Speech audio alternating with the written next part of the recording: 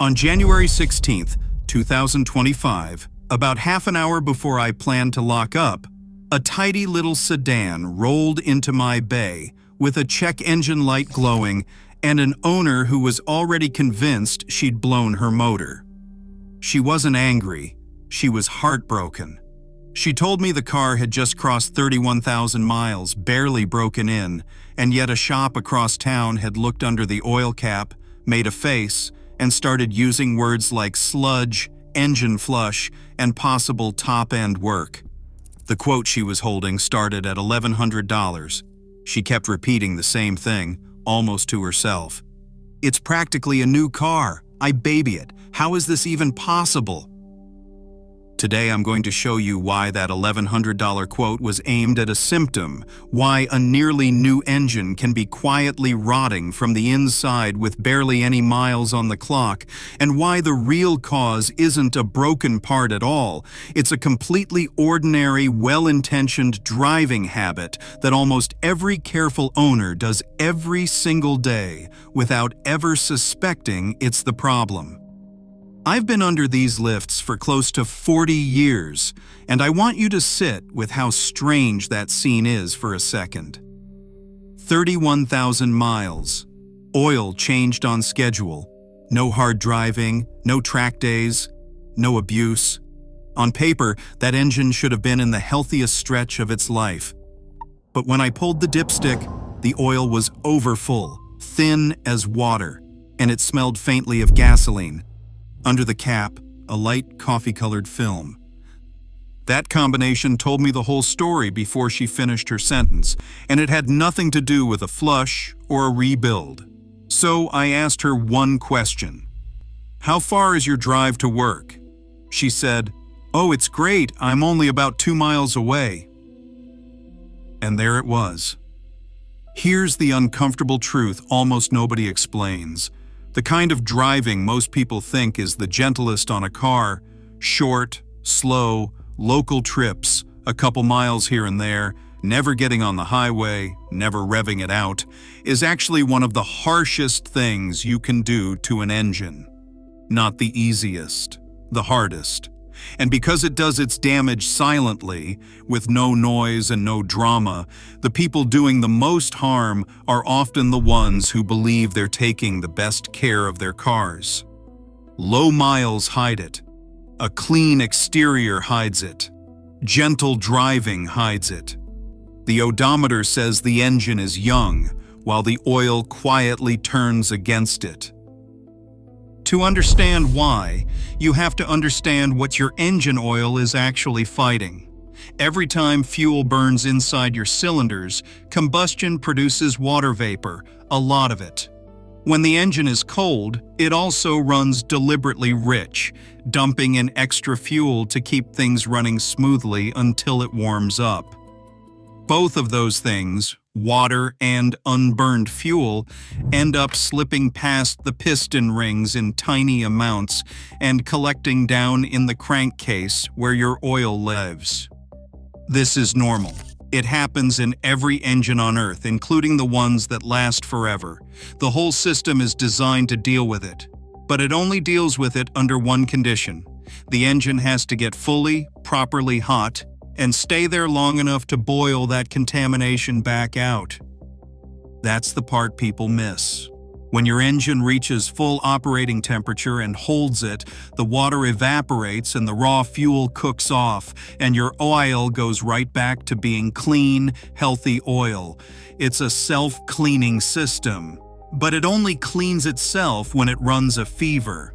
And here's the detail that trips up even careful owners. Your temperature gauge is lying to you about this. That needle is reading your coolant, and coolant comes up to temperature long before your oil does. You can be cruising along with the gauge sitting dead center feeling warmed up, while the oil down in the pan is still cold and still holding on to every bit of that water and fuel. Getting the oil truly hot takes real, continuous running. Think 10 to 15 minutes of actual driving, sometimes more in cold weather, not the 2 or 3 minutes it takes the gauge to look happy. So picture what happens on a 2-mile commute. You cold start the engine, it goes rich, it makes its water vapor, a little fuel sneaks past the rings, and then, right about the time it's finally starting to warm up enough to burn that stuff off, you arrive and shut it off. The contamination never gets boiled out. It just sits there. The next morning, you do it again and again. Every single trip adds a little more water and a little more fuel to oil that never gets hot enough to clean itself, and it accumulates trip after trip, week after week. That's how an engine with barely 30,000 miles ends up with sludge under the cap and gasoline in the oil. It was never the miles. It was that the oil was never allowed to do its job. Now let me tell you why this is genuinely dangerous and not just cosmetic. When fuel builds up in your oil, it thins it out. It literally dilutes it, drops its viscosity, and weakens the microscopic protective film that's supposed to keep metal from touching metal. Your bearings, your camshafts, your piston rings, your cam lobes, every one of those surfaces survives on that thin cushion of oil, holding two hard parts a hair's width apart. Thin the oil, and that cushion collapses a little, and you get metal contact you were never supposed to have. The water is arguably worse. Water and combustion byproducts form acids inside your crankcase, and those acids slowly attack bearing surfaces and promote rust and sludge. The numbers here are sobering. Oil analysis labs will tell you that as little as 0.1% of water contamination can cut a bearing's life roughly in half. 0.1%. That's how little it takes. And this is exactly why the shop that quoted your neighbor a flush is chasing the wrong thing. There's no part failing here. There's nothing to unbolt and replace. The engine isn't broken, it's being slowly poisoned by its own operating conditions, and no amount of expensive top-end work fixes a driving pattern. That's the real reason this problem gets misdiagnosed constantly. A reset doesn't sell, a flush does. Explaining to a customer that their commute is the culprit doesn't put a part on the invoice, so it rarely gets said. But this isn't some fringe theory either. Go read the severe service section in the back of your own owner's manual, the one almost nobody reads. Every manufacturer has one, and short trip, cold weather stop-and-go driving is listed right there as severe service, alongside towing and dusty conditions. Some car makers even spell it out precisely. They define an extremely short trip as one where you shut the engine off before the cold temperature light has even gone out, or within a few minutes of it doing so. The engineers who built your car already know this habit is brutal. They just assumed you'd read the manual. Almost nobody does. Now, I promised you honesty, so let me be fair about the limits of this. A little trace of fuel and moisture in your oil is completely normal and nothing to lose sleep over. It's the accumulation that hurts you, when contamination goes in faster than it ever gets burned off. A single short trip means nothing. It's the pattern, repeated for months, that does the damage. And I will be straight with you about one more thing. If your oil level is actually rising on the dipstick and reeking of gasoline, or if you have a genuinely worn set of piston rings or a leaking fuel injector dumping raw fuel into the crankcase, then you have crossed from a habit problem into a mechanical problem. And no amount of good driving will fix that on its own. That needs a real diagnosis. What I am describing today is the far more common version, a healthy engine being aged prematurely by nothing but the way it is driven. Knowing the difference is the whole game. One is free to fix, the other isn't. So here's what you actually do about it, and none of it costs you a part. The single most powerful thing and it is almost embarrassingly simple, is to give your engine one good long run on a regular basis. Once a week or so, take it out for a continuous 20 to 30 minute drive, ideally with some highway in it, and let it get fully, genuinely hot and stay hot.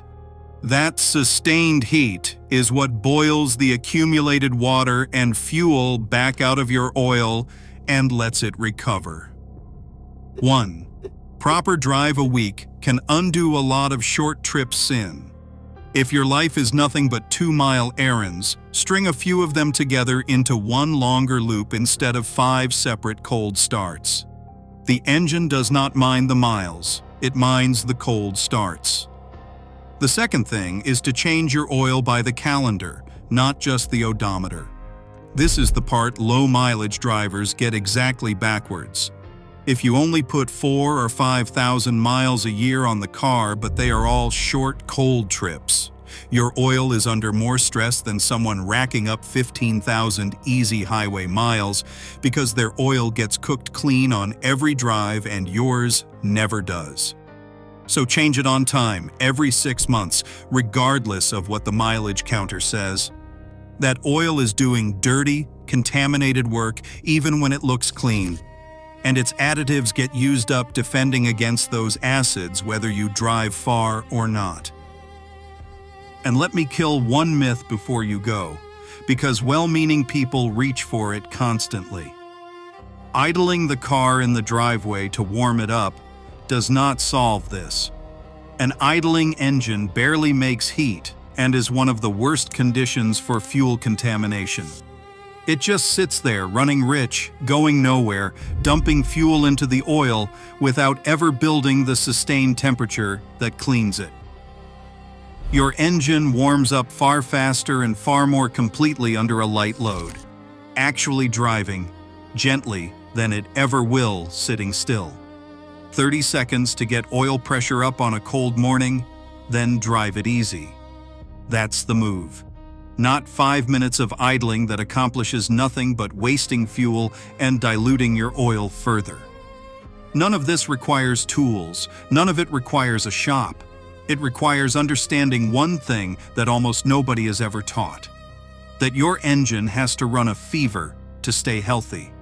And the way most of us drive never lets it.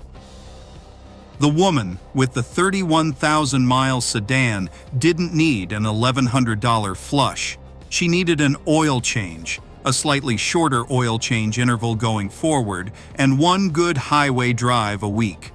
I told her to take the long way home that evening, get on the interstate, let it stretch its legs for half an hour. She called me a couple months later. Oil looked clean. Light stayed off. Same car, same driver, one small change in habit, and an engine that suddenly got to act its age instead of aging before its time. If this changed the way you think about those quick little trips you take every day, do me a favor and hit that like button so more drivers see it, because this is the kind of thing that costs people engines without them ever knowing why. Subscribe if you want more mechanic-level truth that keeps your money in your pocket instead of a shop's register. And I'm genuinely curious, how short is your daily drive? Drop it in the comments and be honest. I read them, and I'll tell you if your engine is quietly paying the price. Because the most expensive damage I ever see isn't the kind that happens all at once. It's the kind that builds up quietly, one ordinary trip at a time, until the day someone finally looks under the cap and wonders how a car this new could possibly be this tired.